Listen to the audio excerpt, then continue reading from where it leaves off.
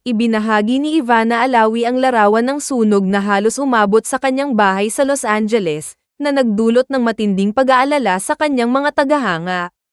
Sa isang Facebook post nitong Sabado, ipinakita ni Alawi ang litrato ng apoy na malapit na sa kanilang tahanan.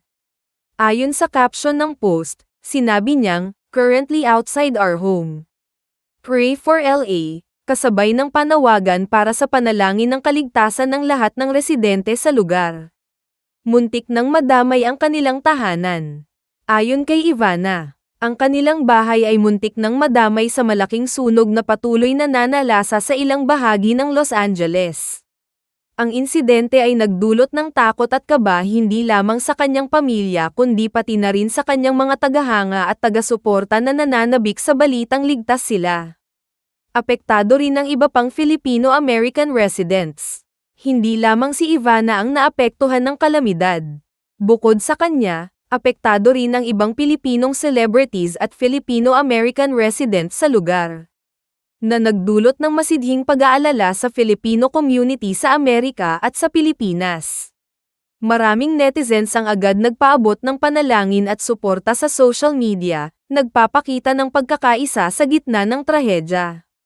Los Angeles Wildfire 2025, isa sa pinakamalaking kalamidad.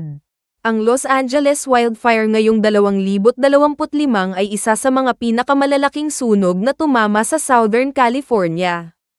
Nagsimula ito noong unang linggo ng Enero, dulot ng napakatuyong kondisyon ng panahon at malalakas na hangin na tinatawag na Santa Ana winds. Nagdulot ito ng malawakang pinsala sa mga ari-arian, kalikasan, at buhay ng libo-libong residente. Buti na lang na ibinenta ni Pacquiao ang kanyang bahay bago ang trahedya. Samantala, naging usap-usapan din kamakailan ang bahay ni Manny Pacquiao sa Los Angeles, na matatagpuan sa Hancock Park. Ang 5 silid tulugan na bahay na may sukat na 4,273 square feet ay naibenta bago ang trahedya. Binili ni Pacquiao ang bahay noong 2009 at inilagay ito sa merkado 2 taon na ang nakalilipas. Ayon sa ulat ng Realtor.com noong ika-1 ng Nobyembre taong 2024, ang bahay ay naibenta na. Ang 2-level open floor plan na bahay ay malapit sa mga sikat na pasyalan tulad ng Paramount Studios, The Grove Shopping Mall, at Beverly Hills. Mabuti na lamang at naibenta na ang naturang bahay bago ang malaking sunog na tumama sa lugar. Tagumpay ni Pacquiao sa labas ng boxing. Si Manny Pacquiao, o mas kilala bilang Pacman, ay ang tanging 8 Division World Champion sa kasaysayan ng boxing. Matapos ang kanyang pagretiro sa esport noong 2021, naglingkod siya bilang senador ng Pilipinas mula 2016 hanggang 2022.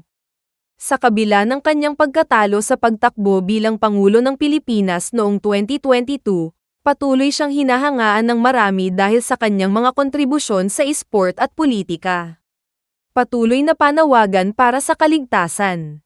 Sa kabila ng panganib, nanatili si Ivana na positibo at patuloy ang panawagan niya para sa panalangin. Hinikayat din niya ang kanyang mga taga-suporta na ipagdasal ang agarang pag-apula ng sunog upang mapigilan ang mas matinding pinsala. Tagumpay ni Ivana Alawi bilang vlogger at artista. Si Ivana Alawi ay nakilala bilang isa sa mga pinakasikat na vloggers sa Pilipinas.